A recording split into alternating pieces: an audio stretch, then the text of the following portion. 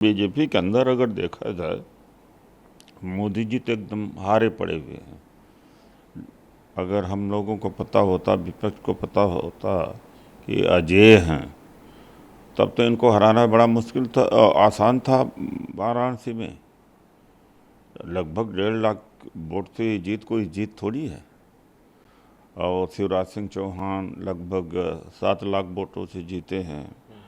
अमित शाह भी लगभग 6 लाख वोटों से जीते हैं। और पूरा चुनाव मोदी जी के चेहरे पर हुआ। जब चेहरा ही जीतने का फासला इतना कम हो गया, तो प्रधानमंत्री चाहे कोई और बनाना चाहिए बीजेपी को, क्योंकि इस चेहरे में तो दम रहा नहीं अब। तो मैं तो यही देखता हूँ। दूसरी बात यह है कि अभी भी मुझे पूरा संदेह है कि चुनाव निष्पक्ष नहीं हुआ है। उत्तर प्रदेश में चूँकि ये जीत इनकी सुनिश्चित थी, तो मैनिपुलेट नहीं कर पाए। बिहार में तो ऐसा लग नहीं रहा था, दिल्ली में ऐसा लग नहीं रहा था।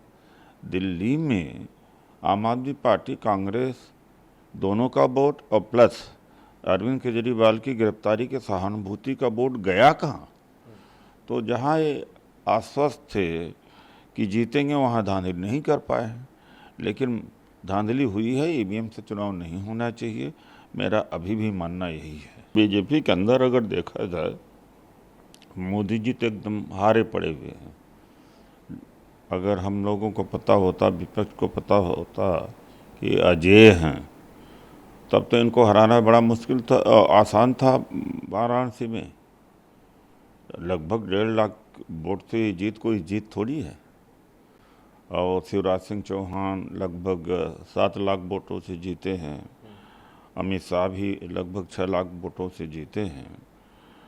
और पूरा चुनाव मोदी जी के चेहरे पर हुआ। जब चेहरा ही जीतने का फासला इतना कम हो गया, तो प्रधानमंत्री चाहे कोई और बनाना चाहिए बीजेपी को, क्योंकि इस चेहरे में तो दम रहा नहीं अब। तो मैं तो यही देखता हूँ। दूसरी बात यह है कि अभी भी मुझे पूरा संदेह है कि चुनाव निष्पक्ष नहीं हुआ है। उत्तर प्रदेश में चूँकि ये जीत इनकी सुनिश्चित थी, तो मैनिपुलेट नहीं कर पाए। बिहार में तो ऐसा लग नहीं रहा था, दिल्ली में ऐसा लग नहीं रहा था। दिल्ली में आम आदमी पार्टी, कांग्रेस दोनों का वोट और प्लस अरविंद केजरीवाल की गिरफ्तारी के सहानुभूति का वोट गया कहाँ। तो जहाँ ये आश्वस्त थे कि जीतेंगे, वहाँ धांधली नहीं कर पाए हैं। लेकिन धांधली हुई है। ईवीएम से चुनाव नहीं होना चाहिए, मेरा अभी भी मानना यही है।